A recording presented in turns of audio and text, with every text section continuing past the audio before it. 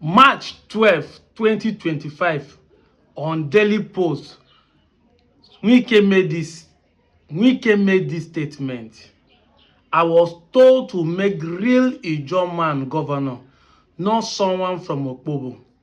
Wike slants Fubara. The Minister of the Federal Capital Territory, FCT, Nyesin Wike, has said that the original Ijaw people, such as Karabari, kit against him making Sim Fubara the governor of Rivers State because he's from Opobo. The question is why? Watch the next video, and when you come back, we'll talk about it.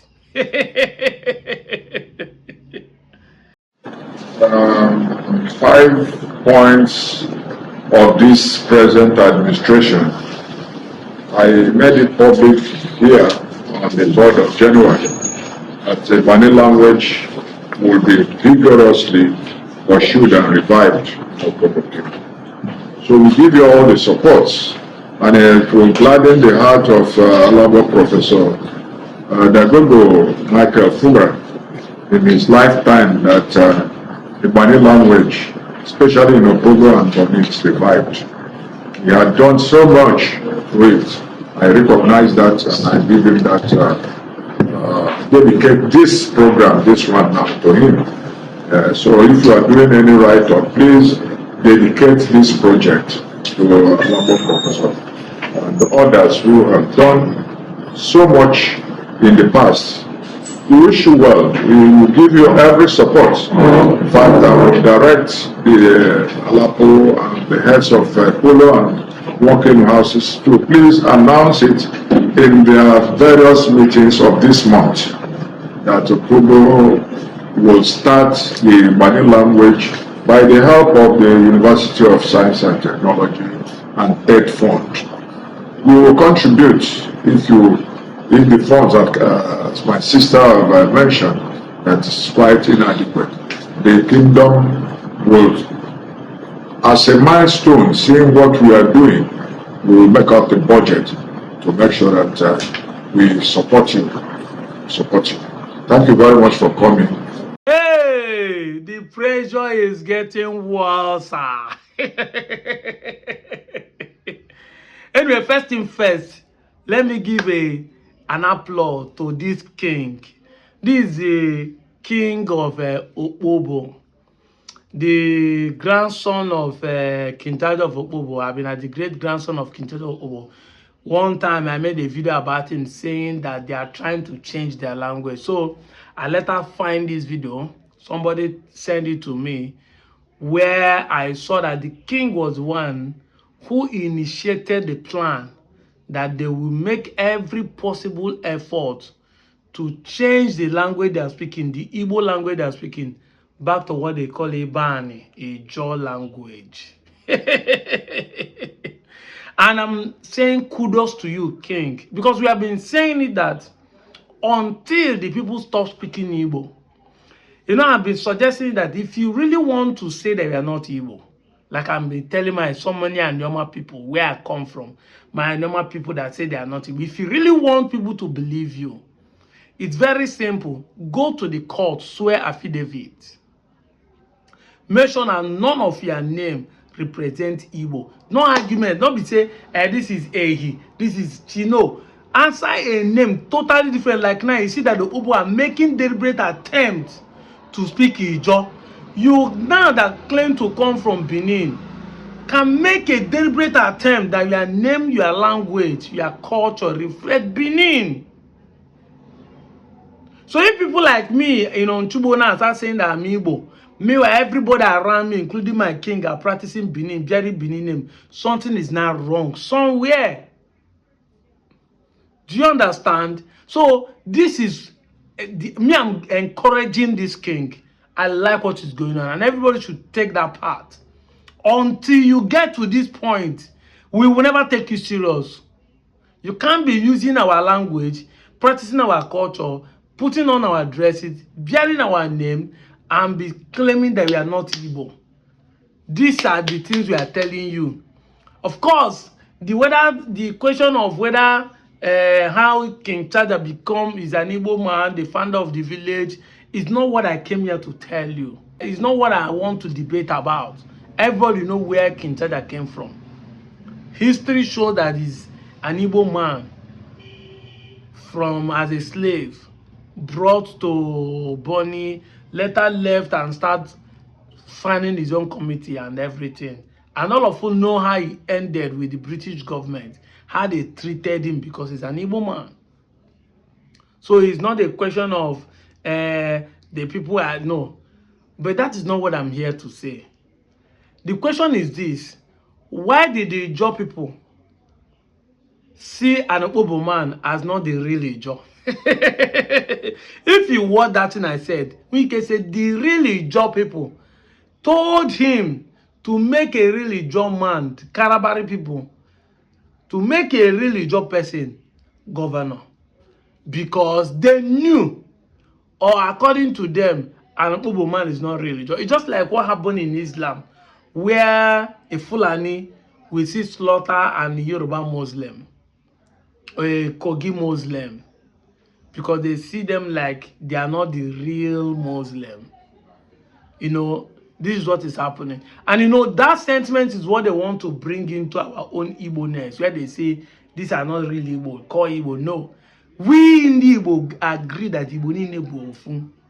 There's nothing like core, there's nothing like shallow, there's nothing like sad, there's nothing like center. Igbo is Igbo, no matter where you find yourself. Igbo ni Igbo, Igbo buofu. And that is why we hosted that conference, Igbo buofu, Olu Nandida. And everybody has agreed and accepted that there's nothing like fake Igbo. Every Igbo man is an Igbo man. Your dialect might be different, your location might be at the end. It does not mean that those in the center are more Igboic or Igbo-ness, have the Igbo-ness more than you. We are all the same, depending on the location where you find yourself. Now, this will not tell you how the Ijaws are seeing the Opobos. And that will tell you that even if they like, let them change their name. The truth is that they know who you are. I know we have been saying it, that in this time of identity crisis, your enemy knows you more than you know yourself. Whether you are doing it for political reason or you are doing it because you want Fubara to belong. Because I think most of the things they are doing now is to make the Ijaws accept their son, who is in Fubara. And it started when the Sim himself fall out with Winke. So they want to let Winke know, say, they want to be on the side of the Ijaws, so that he can be re-elected at the second term, you know, all those kind of things. But my guy, politics is different from identity. Just as we are telling people that migration is different from ancestry. Why do Nigerians combine? Although I understand that the combination is the reason why the elite has the ability to play the politics, the kind of politics they play in. Because if they don't do it this way, they won't have massive crowd to vote for them. They are using the people to play politics. But like I always said, I don't blame the elite. I don't blame the politicians. I blame the masses who can't see that they are dividing them. They are using their identity, their tribalism. They are using their tribe to play politics, using their religion to play politics. Why? Let the man do a good work. Let him allow him to work. Instead of putting him under pressure, and you guys are now trying to support your brother and trying to change who you are because of him. Does not make sense. Because no matter what you do, they will not accept you as a real Igbo man, as a real Ijaw man. It is pure ED. But if you accept Igbo, now Igbo man will not say you are fake Igbo. Even now that you are rejecting Igbo, Igbo will see you as Igbo. So the truth is this, I would love this to happen. We want to see how long it will take for the small Opobo to change their language from Igbo they are speaking to it. I want to know how long it will take. I would like to see it. Thank God that we're in the age of internet. We know the year 2026 where we are. We want to know whether it will take 50 years, 100 years, so that we can be able to use this history to calculate what happened in the past, when every nomenclature and every possibility is made hard. Because now it's easier for them to learn Ijaw. They can be speaking English as a middle interpretation of what the person is saying in Ijaw to understand. Yeah, exactly. Not like before, when there's no interpret English language to be in between for explanation. We want to understand. It's easier for them to learn Ijaw now because they can use phone and different mechanism is there. So we want to see them change their culture, their dancing style, their language, their names and everything to Ijaw. We want to see how quickly it will happen, how possible it is, so that we can know truly if whether it happened in the past. I'm giving them an assignment and I'm supporting the movement. Many of you might not actually understand. This is not me mocking or using reverse psychology. This is me being inquisitive, because until we do this, we'll be able to understand how long it takes. If the small Opobo can achieve this, we don't know how long it takes, whether 20 years, whether 10 years. Then you can now understand how the small Igbo group people that you say they are not in a circle, oh yeah, 5 states, that small people, were able to influence the entire South Igbos, the entire Ikwere, the entire Ndoni, the entire Echie, the entire Idrina, then come to Anyoma, the Okwane, the Kars, and the Enuane, and go to North Central. And remember, not the Ikweres does not speak like the Echies. The Chase does not speak like the Ekpeye does not speak like the Ogbas, does not speak like Ndoni or Ndoki. Now, if you go to Southeast, you will now be asking which particular clan of the Southeast was actually the one that they influenced the Ikwere. And if the one that, is it the one that influenced the Ikwere that influenced Ndoki? Because they are not speaking the same dialect. And the Ikwere dialect, you can only see it in Ikwere dialect in Imo State, not because there's another people speaking Ikwere in any other part of Southeast. I hope you understand what I'm saying. So we need to understand, because Ongwa is not being spoken in River State, or neither is Ongwa spoken in my own area. Nkanu is not being spoken in River State, neither is it spoken in my area. And even though Okwan is not being spoken in any part of Southeast, so which particular clan in Southeast influenced the Okwan people? And why did they influence them that they're speaking Okwan, but they could not retain the original one who influenced them? So we want to see all these things. We want to see it happen in 21st century in our eye, to know how long it takes for the Southeast to influence people or force them with the women they marry, because that's the narrative they use. The women they marry change their language. Let's see how it happens. Let's see what happens. Now they have been marrying Iban or Ijaw people, according to the great-grandson of King Opobo. Let's see how long it will take for them to entirely eliminate the Igbo language and start speaking Ijaw. This is what I want to see, experiment, practical, so that by the time we start speaking, we'll have evidence. At least there's an evidence that I'm speaking Igbo today.